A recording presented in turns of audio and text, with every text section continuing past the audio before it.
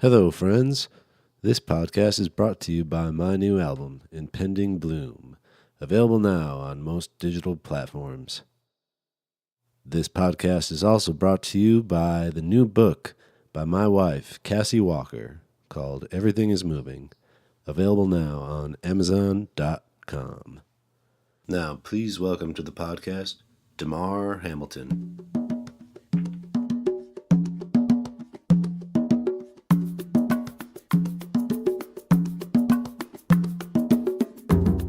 Hello, Demar. Yo.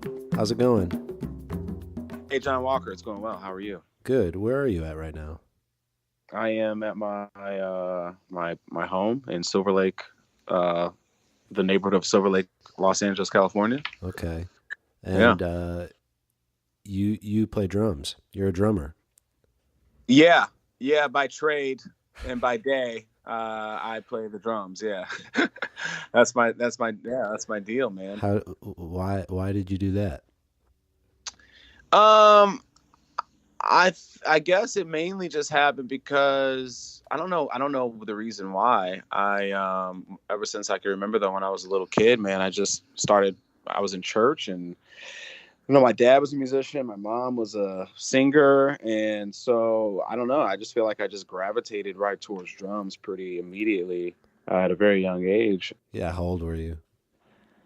My mom says I was like, I mean, I remember being 2 and 3. It's around 2 or 3 years old, and like having drumsticks and beating holes into the wall and like beating on stuff. But I think like I probably had my first performance in church or something. Probably like, I think I was 7, but my mom was like, no, you're a little bit younger than that. So I could have been around 5, 6, something like that. But Wow, your first performance. Wow. yeah, like to play, like play in church or play in front of a crowd. It's funny to hear my mom talk about it now. She's like, yeah, it was a little rough. It was a little rough at first, but you got it. And I'm like, okay, of course, Tempo is tricky.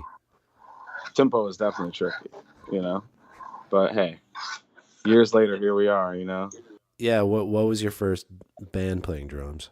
My first band was a band called Thought Crime, which would later change. Yeah, that was our name. That was our second name, I think. I think our first name was like 2 Minutes of Hate or something like that. And then, yeah, it was all off the George Orwell book, 1984. And then, so then we came up with Thought Crime, and that was a little bit better. And yeah, I was in that band. That was my first band. It was I never heard of you guys.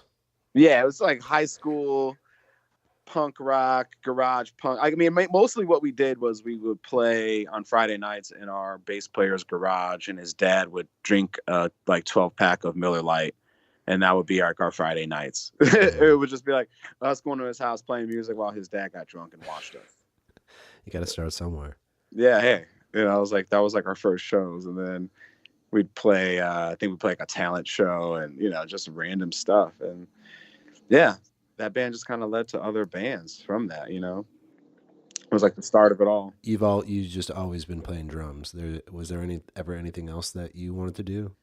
I have always played drums, but I mean, back years ago, I picked up guitar. I started playing guitar, and now I am trying to get better at guitar. So I've been kind of like practicing scales and like just working out my hands and stuff. It's been pretty fun. But yeah, like guitar, bass, and I produce and engineer, and so it's always been music. It's always been music, yeah, for sure. Did you grow up in Chicago? I grew up, partially. I grew up until I was about 8, 9 years old on the south side of Chicago, and then my dad had lived out in the suburbs, like Elk Grove Village area, so I moved out there with him. I think I was like, 8, 9 years old. But it was interesting because we spent so much time at church in the city on the south side, and like just being a part of different choirs and events and stuff in the city. So it was kind of interesting. I kind of grew up in both. I haven't have like a duality in a way, Right. And I met you in Chicago. You were in a band called Knockout, which was like when I first started playing in bands, you guys were already going, and we would go see you guys. You were like the talk of the town. Yeah, I guess so. Your band was, I feel like it was Fairfield or something like that. Am I wrong? Farewell Night. Farewell Night. There we go. That's right. Yeah. Yeah, man, I remember that. Yeah, I know it was kind of interesting, like being in that band, and I guess at the time, like, yeah, I guess people were talking about us, and it was, we had some heat. We had a little bit of steam for a minute. It was it was fun. Was that all just people you went to high school with? No, I was so after that band Thought Crime, I had joined this band, the Fifes, and in the Fifes, we played some show at Scrap Skate Park. Been there. Yeah, right. And this band, these guys came up to me, this like little dreadhead kid. This band played, this like pop punk like band played or whatever. And the drummer came up to me after the show and was like, "Hey man, like you're really good, and I'm leaving. I'm leaving. I'm going to college. So like you should join this band." And I was like, "Okay, maybe." Like I don't know. I just kind of like was like, "No, man, I'm in this other band and we're doing really well." Like, and I'm like all like about that stuff. I was all about that band at the time. So I kind of blew him off. And then my best friend Nick, they approached him or something. He met them on the internet or something, and then he wound up joining the band. So I was kind of like a little bit mad at him. I was like, "Dude, like, come on, why did you do that?" And he was like, "Well, just because you didn't take it doesn't mean I can't take it." And I was like, and my excuse for not taking the gig was like, or doing it, because I was like, "You guys live so far away, and I didn't have a car, so I was like, I live over here in Elk Grove. You guys live in like the North Shore, like super far, like Lake Forest." And I'm like, "Well, that's not gonna work." And then Nick did it, and then I was like, and they were like picking him up every day, and I was like, "Yo, like what? Like I didn't know that was the deal. I probably would have said yeah." Wait, are you talking about Nick Shemeka? Definitely talking about Nick Schmeck. Oh, Yeah. wow. I had no idea he was the original drummer of Knockout. Or not the original, but before you. Yeah, yeah, and like I wouldn't even have, like, to be honest, like I probably wouldn't have even joined bands if I started being in punk bands if it wasn't for him. Because like the first band, that band Thought Crime in high school, like they came up to me and they were like, "Hey," but I think they first went up to Nick, and Nick was like, "No, I don't want to do it. Ask my friend Demar." And so this guy comes up to me and is like, "Hey, Nick said that you play drums," and I was like, okay." And then that was like kind of the beginning of it all. You know what I mean? Okay, So who was this asking you? the singer of the band Thought Crime, he came up to me, or the guitarist, like one of the dudes approached me at my locker. You know what I mean? It's like Yeah. so high school. You're like at your locker, and it's like, "Hey man, you heard you play drums," and you're like, "Nick said you play drums," and I'm like, "Oh okay," and I'm like, and then I talked to Nick. He's like, "I didn't want to be in the band," so I just passed it on to you. Dude kind of seemed weird, and I'm like, "What? Like, why would you do that?" But Thanks, Nick. yeah, but hey, in the end, like, yeah, it is kind of like thanks Nick, because like I said, like Knockout, the Fifes, that band led to the Fifes, and then the Fifes led to Knockout, and Knockout led to Plain White T's. Yeah, so wait, let me get this straight. Nick did play in Knockout? He did. And then what happened? For a short period of time. I mean, I just don't think they got along really. And then one day, this is back when before we had cell phones, so what we like talked on the internet. So it was like, one day someone instant messages me and it's like, "Hey, like, it's not working out with Nick. Why don't you just join the band like we wanted you to," or something like that. You know what I mean? And I was like, "Yeah, sure." Like, because I started going to their practices and stuff. And then I remember, I think at a practice, someone approached me at the practice and was like, "Yo, dude, now that you're just here all the time, why don't you just be in the band," or something like that. Yeah. And then Nick was like, "I don't want to do it." And then that was it. And then I was in the band. And then Nick went on to start 504 Plan, which was a band that I ended up joining. See? Yeah, look at that. Yeah. Then Nick. So thank you. Yeah, hey, you're welcome. It's like it all made sense. Yeah, so when you joined Knockout, did they already have like an album out? They had like some demos. They had a demo thing, and then they recorded with Nick like 4 songs or something, and then we basically, like, once I joined the band, we kind of scrapped that and we recorded 4 of those songs, and then recorded more songs and made an album, which was called like Driven to Distraction, I think. Yeah. And did you put that out yourselves? That one we did put out ourselves. It was on, I can't even remember what record label it was on. I think like maybe our friend Brian Bennis had other record label, like Note to Self Records. I kind of feel like it was on Note to Self Records or something like that. Wasn't he also behind 504 Plan? Like helping them record? Yeah. He assigned like everyone. He had like put in money and pretty much signed everyone. He signed like, Fall Out Boy. I think he was like playing for their first songs. He was doing the 504 Plan songs. He was doing Knockout songs. It was the whole thing. And then you guys signed like to a bigger label. I remember you were the first band that had an actual record deal. Yeah, that was kind of the thing. Knockout, we wanted to be on Drive Through Records, so it was the whole thing. We were like, we really wanted to be on Drive Through, so we drove out to LA, came out here, and like from Chicago, did a little tour, which my parents were like, you can't go on. And then I was like, well, I got to go on it. We get in an accident literally the first day we go out. So we get stuck in Iowa for a week, but then we finally make it to LA and we get here. And then, yeah, we like go meet to Drive Through people. And they're kind of like, yeah, whatever. I got a friend who would sign you guys. And we're like, all right, cool. So we meet Bob from Fearless, and then Bob was like, yeah, I'll sign you. And then he signed us, and that was kind of the end of it. You know, we got back to Chicago, and it was kind of cool because it was like we were the first band of that scene, you know, that had got a label, like got a record deal, you know. And so you put out an album with Fearless that was Searching for Solid Ground. Yeah, then we put out Searching for Solid Ground with them. And what was that like? Did you guys start touring more? Did having a label, was that a noticeable difference? I mean, it was. We started touring with the band on that label called Near Miss. So I remember we did like a tour with them, and I think that was like really the only touring we pretty much did before, you know, Fall Out Boy came out and like started taking over the whole scene, and then it was like, all right, peace. Yeah, right. It kind of all like ended after that. Yeah, everybody, couldn't keep up.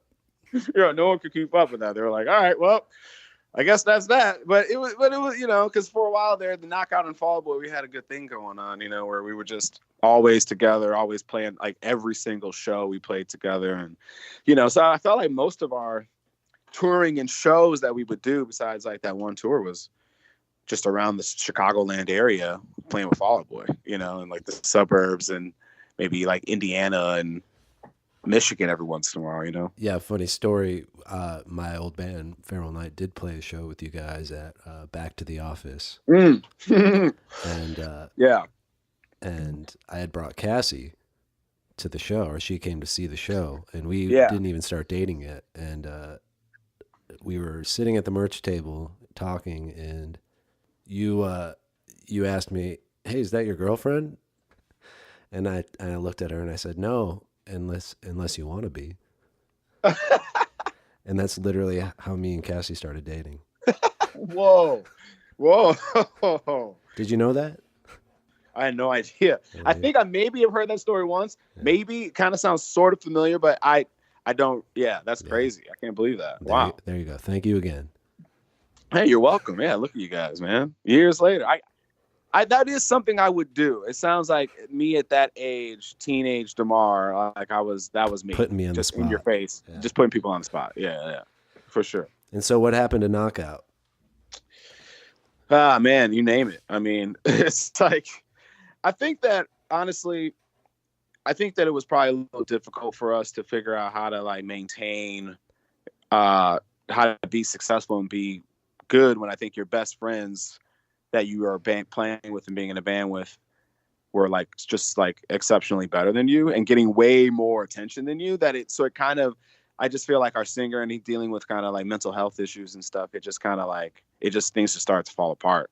And, you know, eventually I just basically left, you know. I didn't even actually leave. I actually kind of got kicked out. They were like, I just stopped showing up to practice and like wanting to do it because I was just kind of like, I could see the end.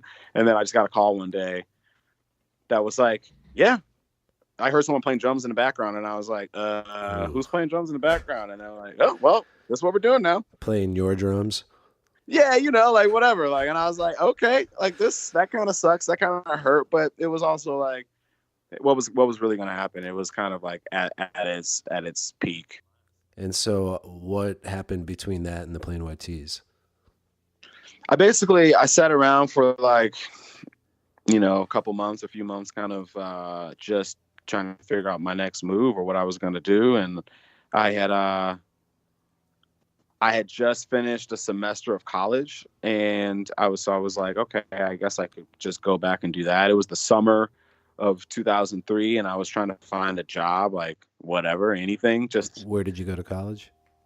I went to Columbia College in Chicago for just like the second half of that year, the last like the spring semester or whatever have you. Yeah, like I was just trying to get a job or something. I had no idea, or start a band. And there were definitely a few bands around Chicago that wanted me to be in the band or asked me to be in the band, but I made a deal with myself that I wasn't going to join any bands unless they were one of two bands, and they had to either be Fall Out Boy or Plain White T's. And I just kind of felt like, that, and the reason behind that was I thought like, those were the two best bands in Chicago, and those bands were like, they had the best songs, and they were the ones that I felt like were going somewhere, that were going to take them outside of obviously Chicago. So I don't know, it was just weird, but I was friends with Tom and some of the guys in Plain White T's, and we would play shows, obviously together in Knockout. And I would just see Tom around. We had mutual friends, and he asked me a couple times if I wanted to. Well, the first time he asked, we were at a party. He said, came up to me and he's like, "Hey man, you wanna be in my band?" And I was like, this is weird. Why is he asking me that? Like, that's a really strange thing. So I'm like, but then he's like, "I'm just kidding, man. It's not gonna happen," or something like that. And I'm like, "What's with this guy?" Yeah, it was kind of like, now years later, I'm like, now that's just him, right? But I'm like, at the time, I'm like, who is this dude? And why is he like messing with me? Does he know something I don't know? And what happened to their drummer? Well, their drummer was in the band, I mean, at the time, but the drummer was the drummer, Dave. And Dave, once I did eventually join, Dave became the guitarist. Oh, okay. So basically what happened was, like, long story short, I got approached one more time by Tom at a show somewhere. And he came up to me and he did the same exact thing. He said, "You want to be in the band?" "I'm just kidding," and walks away. And I'm like, this dude is really annoying. But he came back up to me and was more serious and said, "Hey, I feel like our bass player is going to quit. And now that you're not in Knockout, I just have this idea that we should just get you in the band, move Dave to bass or guitar, and just kind of," he's like, "I don't really know how it all looks. I don't know what it means or whatever." He's like, "I just know that if you're available, we should get you in the band." And I was like, wow. Dude, done. I was like, not a problem. Like, whatever. Sounds good to me. And he was like, "I'll call you on Monday," or something like that. It was like for Fridays. "I'll call you on Monday. I'll call you on the weekend, and we'll talk about it." So he calls me. Yeah, that Monday, I remember I sitting in my living room or whatever, and he calls me, and I'm like, okay, yeah. He's like, "Hey, you want to fly out to LA next week or something like that? We start Warped Tour, but I'm thinking we can just practice, and then we can go on Warped Tour." And I'm like, sounds good, I guess. So I flew out, and I get to LA. They pick me up from the LAX. We get to we're like, okay, what are we going to do? We go to rehearse. I remember sitting there rehearsing. I practiced like every single day, get to rehearsal, and everyone kind of stands around and looks at me. Kind of like, we play a song, we get through a song, we stop, everyone kind of looks at me, and I'm like, "What's up?" And they're like, "Why are you soloing the whole time during this song?" And I was like, "Oh, that's what," I'm like, "I don't know." I'm like, 'cause I'm thinking like in Knockout, I was a little bit more flashy, kind of had a little bit more freedom. It wasn't really about songs. It was about, I mean, it was, but it wasn't, right? So it was like a little bit more flashy of my playing. And so I thought that's what they wanted. I guess I didn't understand it at the time. But then I was like, "Wait, you guys just want me to play it like the record?" And they're like, "Yeah, if you could do that, that'd be great." And I was like, "Well, of course I can do that. That's just playing. That's just the most simple thing you asked me to do, which is fine." So that's what I did, and we were good. And, we started basically forming what the Plain White T's is now, in a way. What year was this? This was 2003. This was definitely this was probably June 1st, like straight up, or July 1st, something like that. Because the first show I ever played with them was because, okay, this is going back to Fearless Records. Plain White T's were also signed to Fearless Records. So when I joined Plain White T's, our first show that I played with them was in Bob Becker's, the owner of Fearless Records. It was in his backyard on the 4th of July. He was like, "I want you guys to play my 4th of July party." So we went and played his 4th of July party. Yeah, and that was kind of the beginning. That was like the beginning of it all. But it was like, was it a good show? I don't really have much memory of that one. I have only a memory of another show in his backyard on a Halloween where I was dressed up in drag. So that's like, I don't remember the original one. But so how long had Plain White T's been a band before you joined? I mean, this is 2003, so they were banned for about 6 years. Okay, wow. Up to that point, yeah. Yeah, that's a good sign if you can last 6 years.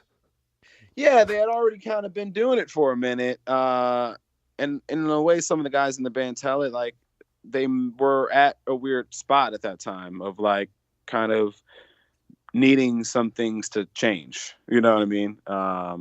So then I joined, and then shortly after that, Tim, our guitarist, joined, and yeah, this just kind of became what it is. And you guys toured a lot. I remember 504 playing one on a tour once, and we were pulled over at a truck stop, like getting gas or something, and we randomly ran into you guys because you were also on tour. Ah, Do you remember that? sort of kind of remember that. I more have memories of the Knockout 504 playing tour in like the dead of winter. Oh, that was before I joined 504 playing. I think. Oh, that's true. Yeah. Wow. Now, what tour were you guys on at that time? It was like a 2-week tour. We went out to the East Coast. It was like 2004. Oh, yeah. With that band, I kind of remember that band you guys toured because the Snake Across the Crowd. The Snake Across the Crowd. Boom. Yep. That was it. And so you're in Plain White Tees. You go on Warped Tour, and tours just keep coming. You guys are working pretty steadily. Yeah, for sure. It was a pretty nonstop deal for about, I would say, a good 7 years. It was kind of just like you got wrapped into it, and you're just like, okay, here we go, and then you're just on the road all the time. And I would say until people started having kids, that's the only time it started to slow down, and the touring, wasn't like as consistent and rigorous. You know what I mean? Like it was like, all right, I guess we need to take a chill and have babies and nurture those kids a little bit. So yeah. So at what moment you joined the band? 2003, you said? Yeah, 2003 July. And then, Hey There Delilah comes out in 2006. Around 2006, 2007 is when it really hit. But yeah, it's like when I joined in 2003, it was a song. It was a demo. It wasn't 100% done, but it was like he was a verse or two away. You know what I mean? It was like a couple lines away. And it was interesting. It was like, hey, yeah, this is you join the band and you get in the van. I think like, oh, let me play you some new of our songs, some new demos and stuff. And yeah, that song got played, and it was kind of like, I think a lot of people who had heard the song had felt like, yeah, this is the best song that you have. And I felt like, then people were like, the guys in the band are like, what do you think of the song? And I was kind of like, I don't know. It's all right. Where are the drums? Yeah, exactly. Like, where are the drums? I don't know. Kind of seems, but it wasn't really my taste of music. I didn't really understand it. It was kind of like, wait, this is a punk band. What is this weird acoustic slow song, love song? But yeah. So that song though it ended up being like one of the biggest songs of the decade. How did that happen? How did that change your guys' trajectory? It was pretty, I guess it was gradual, but I think when you're in it and you're just on the road and you're just doing what you do of being in a band, which is making music and playing music, you're not really, I think we noticed obviously that people were reacting to that song all throughout along the way. I mean, I remember when we recorded it the first time and put it on our record, my dad told me, he's like, that's the song that's going to get you to the Grammys. I was like, really? Dads. He was like, I'm telling you, like 100%. And I was like, that's kind of crazy. You feel that way. I didn't think so. I didn't really know, I'm a kid. Yeah. There's no drums. Yeah. Yeah. And then it got us to the Grammys. And, he was like, yeah, if there's any way you guys can get that song played and people hear that, that's the song. And then it was. And, I think when it was all like really happening, it was, and they're like, hey, you're number one today. It was like, huh? We were like in the middle of playing shopping malls and, and theme parks. We were just like on this crazy tour schedule of just being like nonstop, being all around the world, or not even around the world at that point. At that time, we were just around the country, just doing radio show after radio show, whatever shows were coming in. And it was pretty busy, Yeah. So I think we didn't really, it wasn't necessarily an instant thing, but it was like when it was happening, it felt like it came out of nowhere, because you weren't really prepared for it or thinking about it, Did Sean O'Keefe work on that? Yeah, we I'm trying to think of how it actually went. We had a Hey There Delilah EP. So I guess that wasn't the first time I'm trying to think of how this works. We had a Hey There Delilah EP, that he did, and I feel like we recorded Delilah on that with him. But then when we were in the studio making our record All That We Needed with Ariel Rekshad, that was when we really recorded Delilah. And I feel like Sean O'Keefe added strings or something to it, if I can remember correctly. Okay. Sean O'Keefe also did a Knockout record. Yeah. Yeah. And pretty much every other Chicago band. Every other Chicago band's record, yeah, for sure. Yeah, he gets mentioned a lot on this podcast. Oh, does he? Oh, nice. Yeah, I mean, as he should, man. He was, and that was the thing, yeah, it was kind of like he was friends with the singer of Knockout, Jeff. Him and Jeff were friends because Jeff had a ska band back in the day that was called New Jacks or something, and he recorded the New Jacks. So it was kind of interesting, yeah, like how he got put on the map through Knockout, and then it went to Fall Out Boy, then it went, to like all these bands, 504 Plan. I mean, he recorded everyone, and he really like was the best. You know what I mean? Yeah. Mark Rose said that he basically just worked 24 hours a day. Oh yeah, nonstop. And it's nice now, we get to, I kind of, follow him on Instagram and I kind of see what he's doing, and it seems like he's just doing the same. Nothing's really changed, it's pretty nice. Making music, yeah. What else are we gonna do? Right. And so that song came out, and then that was 2006, and so then you guys obviously started playing bigger shows. I think we played some shows together when I was in Panic. Oh yeah, we went on to a couple tours together.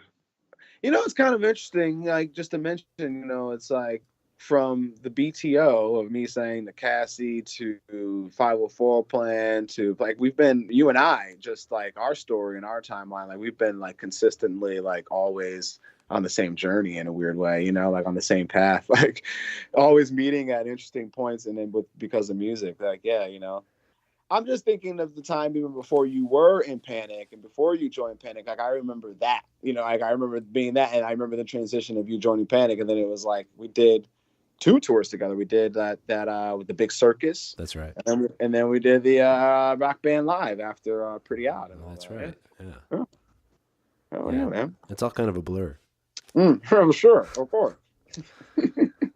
And you guys have continued to put out music and tour. You're still an active band.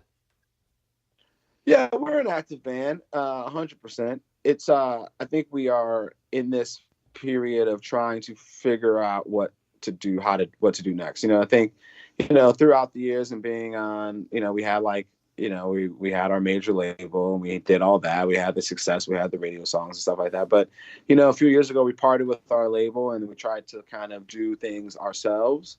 And then we actually wound up putting out a record last year called Parallel Universe on Fearless Records again. And yeah, we're just still working that and releasing videos and songs for that. And, we're about to go to the UK in May to do the Slam Dunk Festival and some other festivals. And yeah, we're active, always playing. You left Fearless, then went back to Fearless?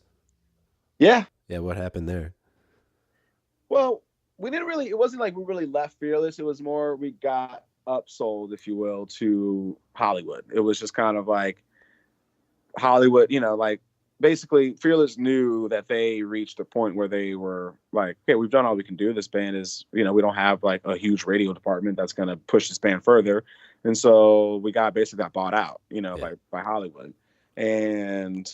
And then once the Hollywood thing ended, we were like, okay, why don't we try to do something on our own and release it on our own, which we did. And we made a record called American Nights and put it out ourselves. And then we were like, all right, it's probably like time. That was a good exercise, which it was actually very nice because we made it ourselves, basically recorded it ourselves. And it was a nice process, but then it was like, all right, we've done that. Why don't we get a producer again? Why don't we try to get a label and let's do this like we used to do it? And it was pretty awesome. Yeah, well, thank you very much for your time, Demar. Dude, of course. Appreciate it. Yeah, you got it, man. This has been great. It's been just great catching up with you. Thank you for listening to my podcast, Jon Walker's podcast. Please subscribe, rate, and review wherever you listen to podcasts and share it with your friends. Goodbye.